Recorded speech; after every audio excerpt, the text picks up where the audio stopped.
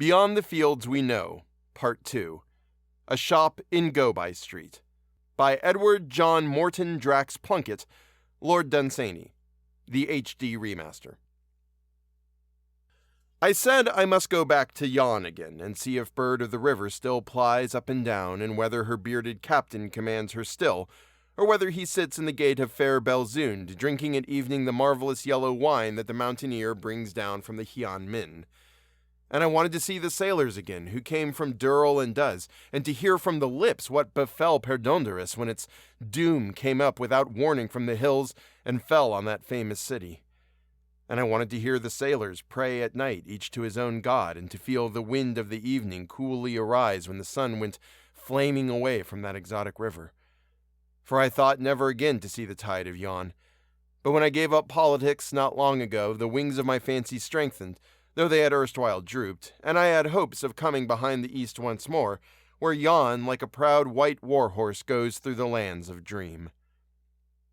Yet I had forgotten the way to those little cottages on the edge of the fields we know, whose upper windows, though dim with antique cobwebs, look out on the fields we know not, and are the starting point of all adventure in all the lands of dream. I therefore made inquiries, and so I came to be directed to the shop of a dreamer who lives not far from the embankment in the city.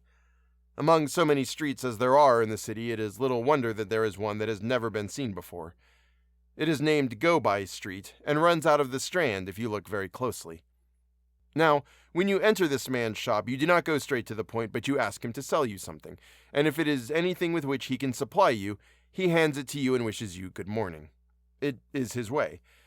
And many have been deceived by asking for some unlikely thing, such as the oyster shell from which was taken one of those single pearls that made the gates of heaven in Revelations, and finding that the old man had it in stock. He was comatose when I went into the shop. His heavy lids almost covered his little eyes. He sat and his mouth was open. I said, "I want some of Abarna and Pharpa, rivers of Damascus." "How much?" he said. 2.5 yards of each, to be delivered to my flat." "Well, that is very tiresome," he muttered. "Very tiresome. We do not stock it in that quantity." "Well, then I will take all you have," I said. He rose laboriously and looked among some bottles. I saw one labeled Nilos, River of Egyptos, and others Holy Ganges, Phlegethon, Jordan. I was almost afraid he had it when I heard him mutter again, "This is very tiresome." And presently he said, "We are out of it." "Well then," I said, "I wish you to tell me the way to those little cottages in whose upper chambers poets look out upon the fields we know not, for I wish to go into the land of dream and to sail once more upon the mighty sea like Yan." At that he moved heavily and slowly in way-worn carpet slippers, panting as he went, to the back part of his shop, and I went with him. This was a dingy lumber room full of idols. The near end was dingy and dark, but at the far end was a blue cerulean glow, in which stars seemed to be shining, and the head of the idols glowed. "This," said the fat old man in carpet slippers, "is the heaven of the gods who sleep." I asked him what gods slept, and he mentioned names that I had never heard, as well as names that I knew. "All those," he said, "that are not worshipped now are asleep." "Then does time not kill the gods?" I said to him, and he answered, "No, but for 3,000 or 4,000 years a god is worshipped, and for 3 or 4 he sleeps. Only time is wakeful always." "But they that teach us of new gods," I said to him, "are they not new?" "They hear the old ones stirring in their sleep, being about to wake, because the dawn is breaking and the priests crow. These are the happy prophets. Unhappy are they that hear some old god speak while he sleeps, still being deep in slumber, and prophesy, and no dawn comes. They are those that men stone, saying, 'Prophesy where this stone shall hit you, and this.'" "Well then, shall time never slay the gods?" I said. And he answered, "They shall die by the bedside of the last man. Then time shall go mad in his solitude, and shall not know his hours from his centuries of years. And they shall clamor round him, crying for recognition, and he shall lay his stricken hands on their heads and stare at them blindly and say, 'My children, I do not know you one from another.' And at these words of time, empty world shall reel."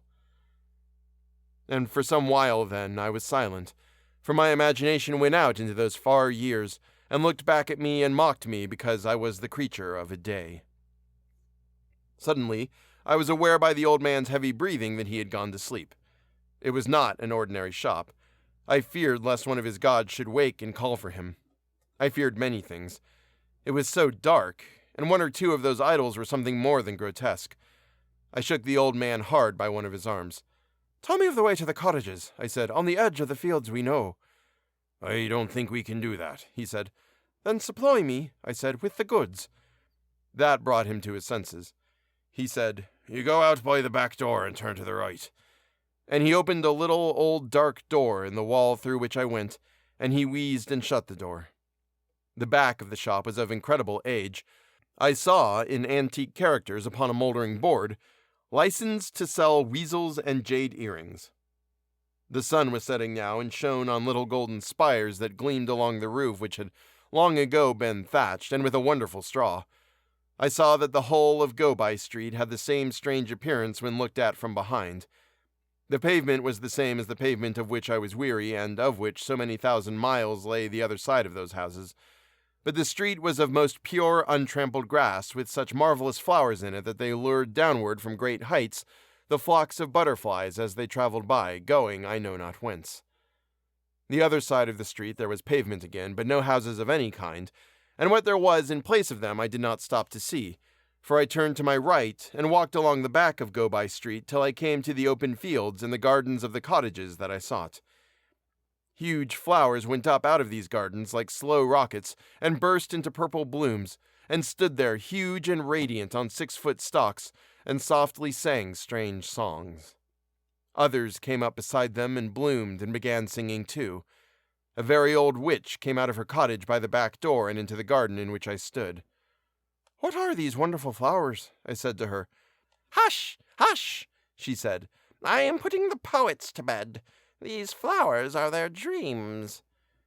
And in a lower voice I said, "What wonderful song are they singing?" And she said, "Be still and listen." And I listened, and found that they were singing of my own childhood, and of things that happened there so far away that I had quite forgotten them till I heard the wonderful song. "Why is the song so faint?" I said to her. "Dead voices," she said, "dead voices," and turned back again to her cottage, saying, "Dead voices," still, but softly, for fear that she should wake the poets. "They sleep so badly while they live," she said. I stole on tiptoe upstairs to the little room whose windows, looking one way, we see the fields we know, and looking another, those hilly lands that I sought. Almost I feared not to find them. I looked at once toward the mountains of Faery. The afterglow of the sunset flamed on them. Their avalanches flashed on their violet slopes, coming down tremendous from emerald peaks of ice. And there was the old gap in the blue-gray hills above the precipice of amethyst whence one sees the lands of dream. All was still in the room where the poet slept when I came quietly down. The old witch sat by a table with a lamp, knitting a splendid cloak of gold and green for a king that had been dead 1,000 years. "Is it any use," I said, "to the king that is dead that you sit and knit him a cloak of gold and green?" "Who knows?" she said. "What a silly question to ask," said her old black cat, who lay curled by the fluttering fire. Already the stars were shining on that romantic land when I closed the witch's door. Already the glowworms were mounting guard for the night around those magical cottages. I turned and trudged for the gap in the blue-gray mountains. Already when I arrived, some color began to show in the amethyst precipice below the gap, although it was not yet morning. I heard a rattling, and sometimes caught a flash from those golden dragons far away below me that are the triumph of the goldsmiths of Sirdu, and were given life by the ritual incantations of the conqueror Amargrun.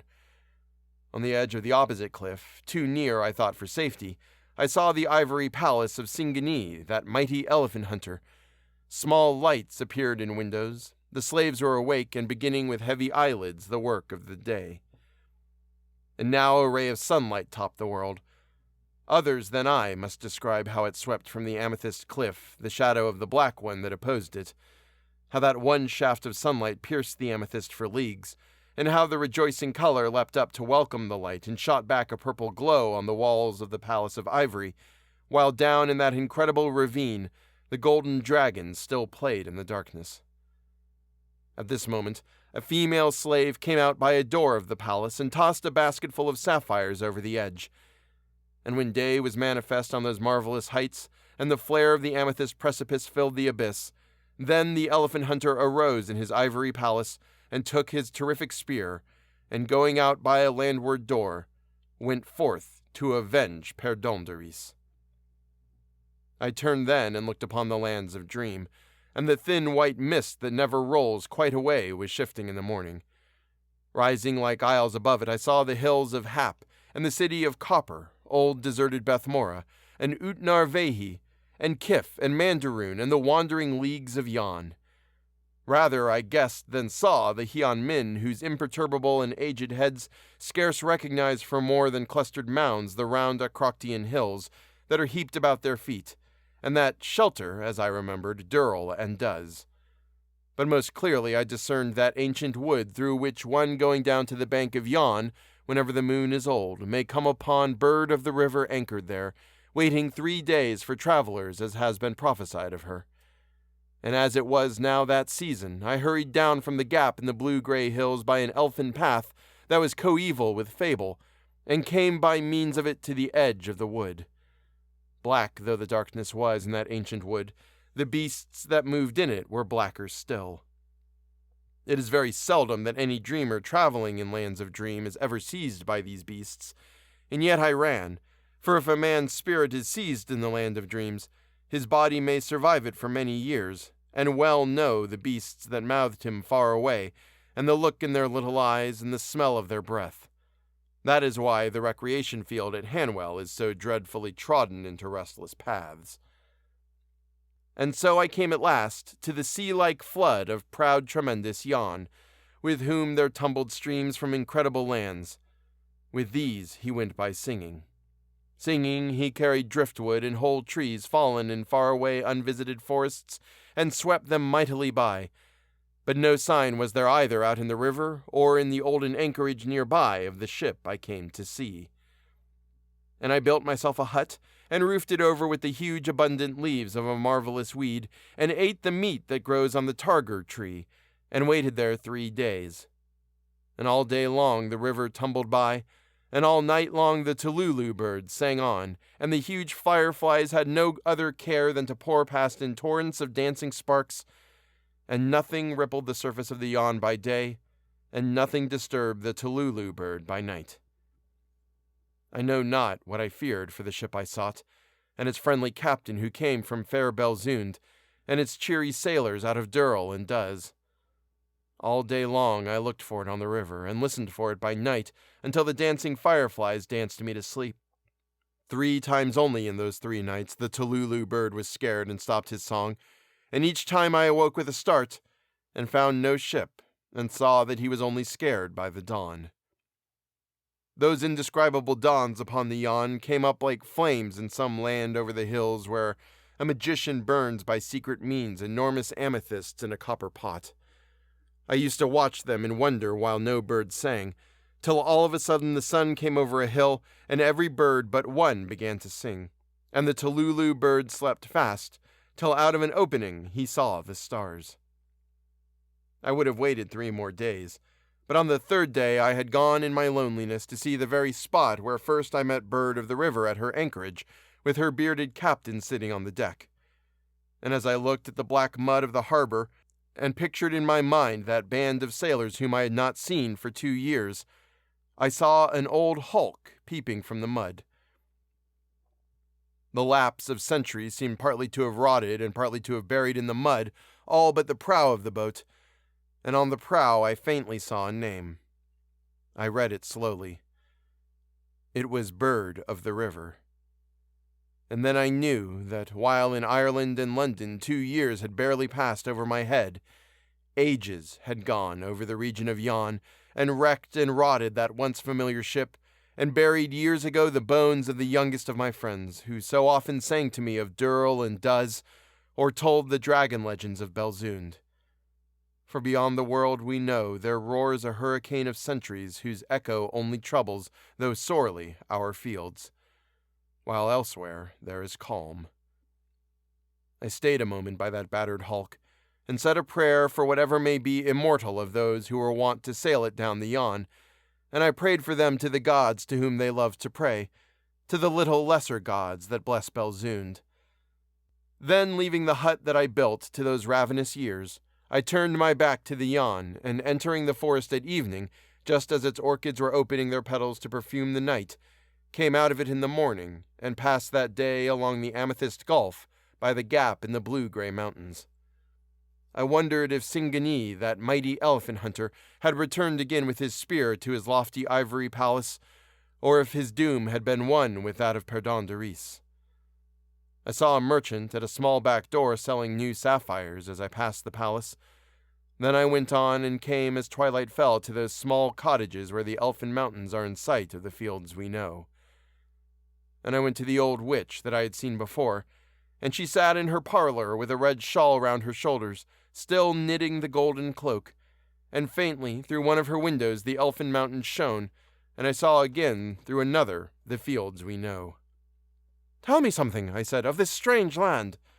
"How much do you know?" she said.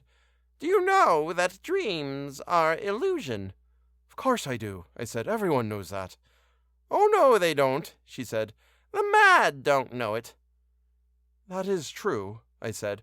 "And do you know," she said, "that life is illusion?" "Of course it is not," I said. "Life is real. Life is earnest." At that, the witch and her cat, who had not moved from her old place by the hearth, burst into laughter. I stayed some time, for there was much that I wished to ask, but when I saw that the laughter would not stop, I turned and went away.